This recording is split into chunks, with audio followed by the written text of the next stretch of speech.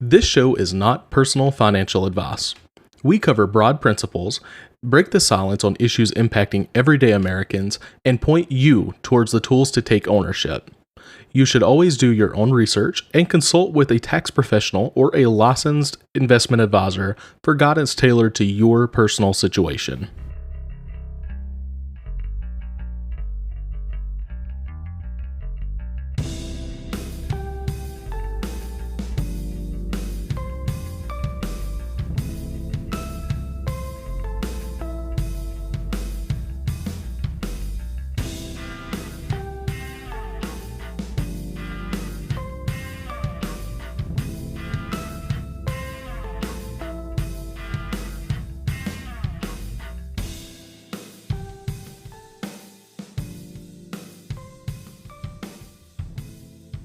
Welcome to the first episode of the Backwoods Money Podcast.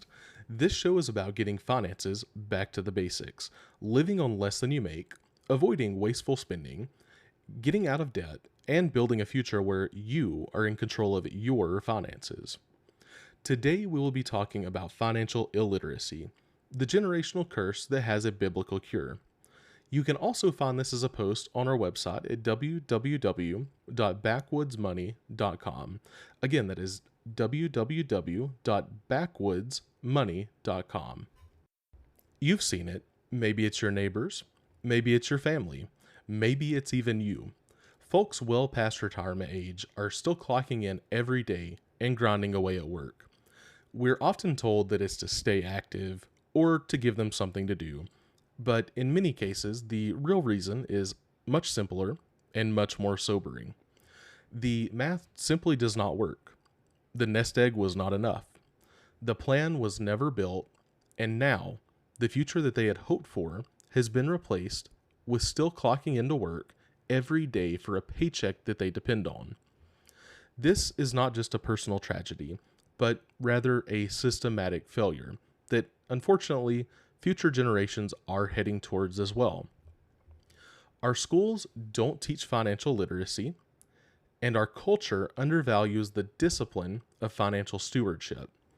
We have normalized short-term planning, instant gratification, and putting our financial planning on the back burner, saying that we'll just deal with that later. And fun fact, later eventually does have to come. The new normal teaches us to survive and not to prepare. We don't plan for the future well enough, and before we know it, the future becomes the present. We are being sold a version of life that looks like freedom, a false sense of prosperity. That is the modern day money trap. Brand new cars, the latest and greatest iPhones, and bigger homes. It all feels like progress, but it's being built on borrowed money, monthly payments, and a paycheck that is spent before it arrives.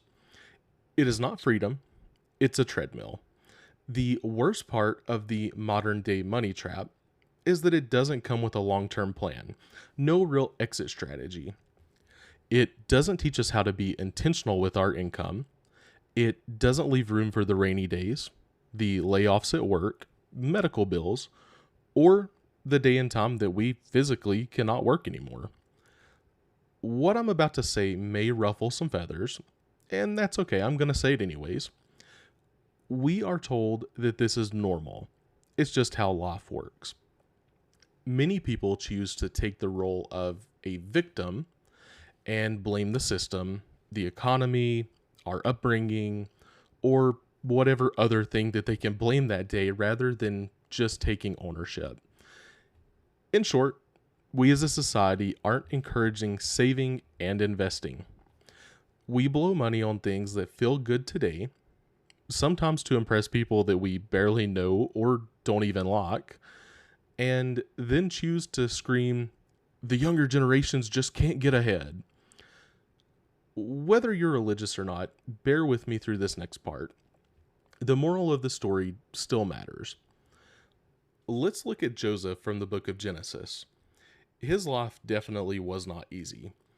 Joseph was betrayed by his own brothers, sold into slavery, and then accused of a crime that he did not commit and was thrown into prison.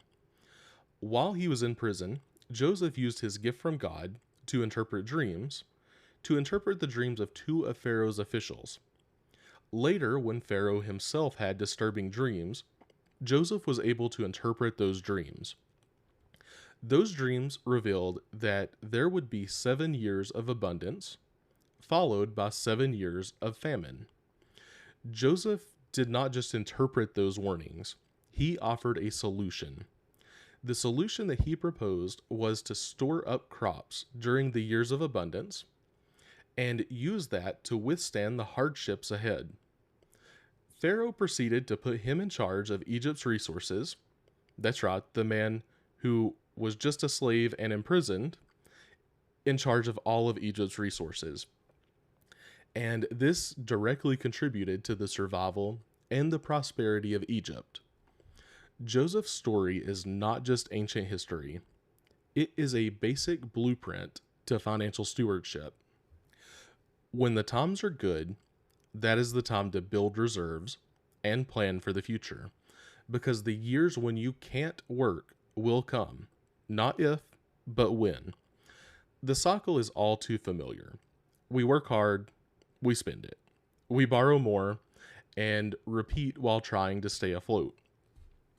The borrowing includes credit cards, car loans, personal loans, and mortgages that exceed what we can reasonably afford.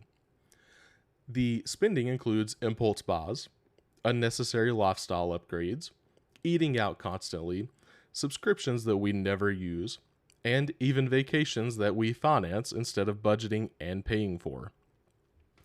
The good news is that we can choose to break that cycle. Contrary to many negative opinions on this subject, breaking the cycle does not require a 6-figure income or winning the lottery. What it does require is intentionality. It means paying off debt with a purpose, not spending your income on things that you don't need, or things to impress people around you, whether that's your family, your friends, or a stranger on the street or at a red light. It means striving to better yourself, your income, and your family's financial security. It means saving like your future depends on it, because it does. And folks, emergencies will come. Retirement will come. Let them both find you ready. It also means investing with intention and with a vision. A vision where your kids, your grandkids, and your community inherit more than just your work ethic.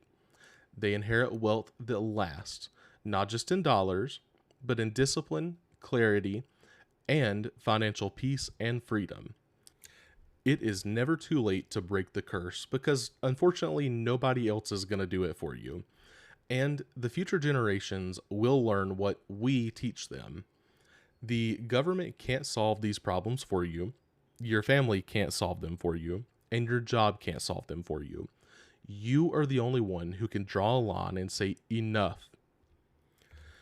That starts with ditching the debt that is sucking your future dry, creating and sticking to a written budget, and you don't need a fancy app to do that. You don't even need Microsoft Excel. Just pull out a notepad, write your budget down, and you will be surprised at where your money is going. This is the best way to identify that wasteful spending that we talked about a few minutes ago. You should be intentional with your money and not just react to life as it happens. And lastly, you should be investing with a purpose, whether you are young or old, but the younger that you do start investing, the better. There is a Chinese proverb that says, the best time to plant a tree was 20 years ago. The second best time is now. The same applies to your financial future. Whether you agree or disagree with what we've discussed today, I do want to thank you for your time and wish you the best.